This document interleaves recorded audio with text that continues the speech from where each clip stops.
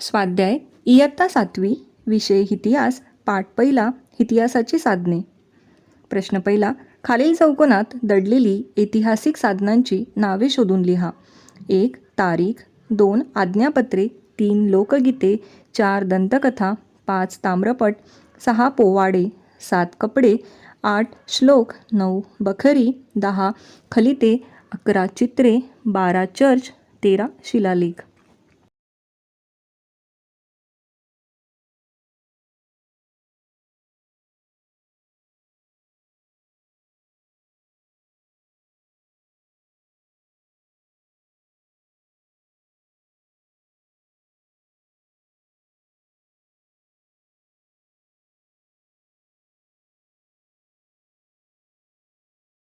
लिहिते व्हा. प्रश्न पहिला, स्मारकामध्ये कोणकोणत्या बाबींचा समावेश होतो? स्मारकामध्ये समाधी, कबर, वीरगळ, थडगे, विजयस्तंभ, विजयकमानी इत्यादींचा समावेश होतो. प्रश्न दुसरा, तवारीख म्हणजे काय? तवारीख म्हणजे काळाचा निर्देश करणे किंवा घटनाक्रम सांगणे. प्रश्न क्रमांक तिसरा, इतिहास लेखनात लेखकाचे कोणते पैलू महत्त्वाचे असतात? इतिहास लेखनात लेखकाची चिकित्सक वृत्ती, त्याचा निपक्षपातीपणा आणि तटस्थपणा हे पैलू महत्त्वाचे असतात. प्रश्न तिसरा, गटातील वेगळा शब्द शोधून लिहा. 1. भौतिक साधने, लिखित साधने, अलिखित साधने, मौखिक साधने. गटात न बसणारा शब्द अलिखित साधने. 2. स्मारके, नाणी, लेणी, कथा. उत्तर कथा. 3.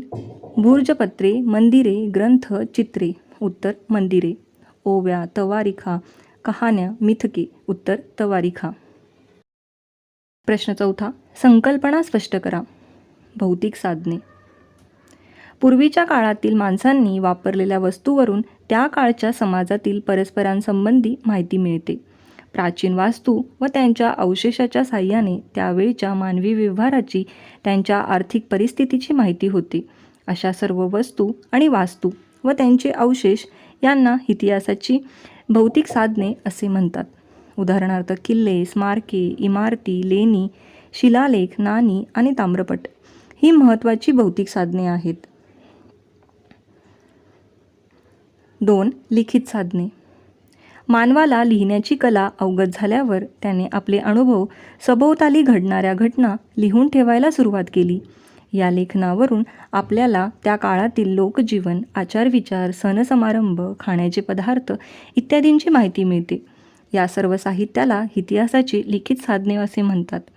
राजदरबारातील कामकाजाची कागदपत्रे, वंशावळी, शकावली, पत्रव्यवहार, खलिते, न्यायनिवाडे, आज्ञापत्रे, ग्रंथ, चरित्रे, परदेशी प्रवासांची प्रवासवर्णने, बखरी, तवारिखा ही सर्व लिखित साधने आहेत.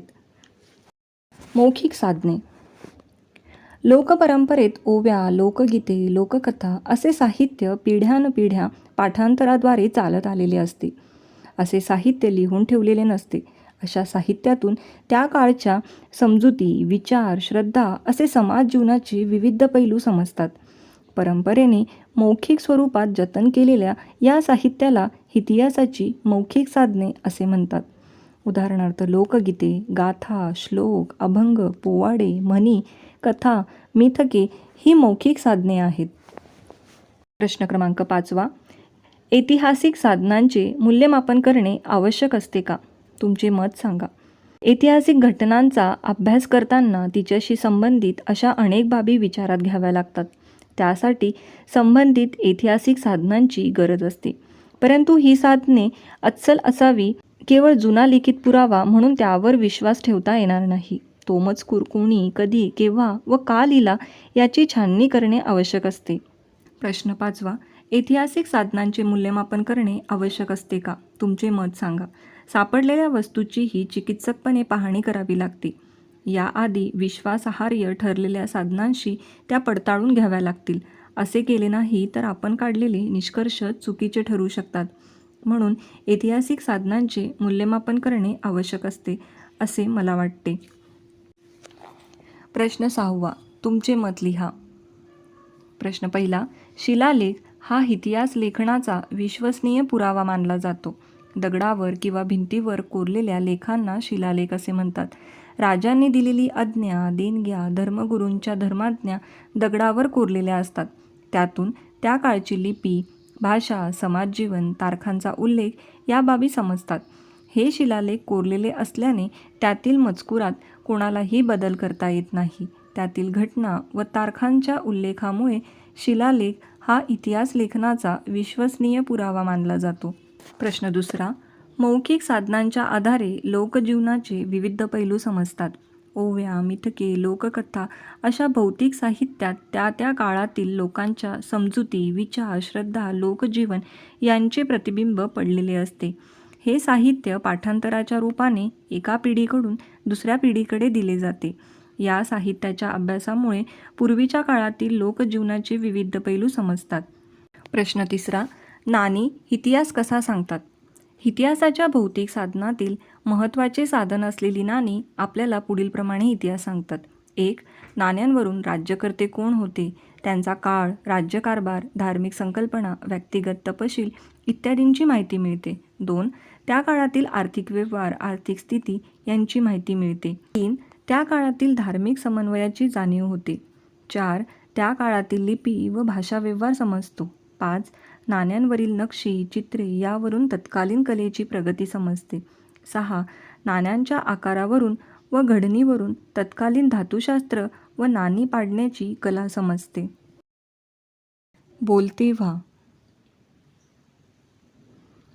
ऐतिहासिक वास्तूच्या अभ्यासातून आपल्याला कोणती माहिती मिळते? ऐतिहासिक वास्तूच्या अभ्यासातून आपल्याला पुढील माहिती मिळते. 1. त्या काळातील वास्तुकलेची प्रगती समजते. 2. त्या काळातील बांधकामाची शैली कशी होती हे कळते. 3. त्या काळातील कलेचा दर्जा समजतो. 4. त्या काळातील लोकांची आर्थिक स्थिती व राहणीमान समजते.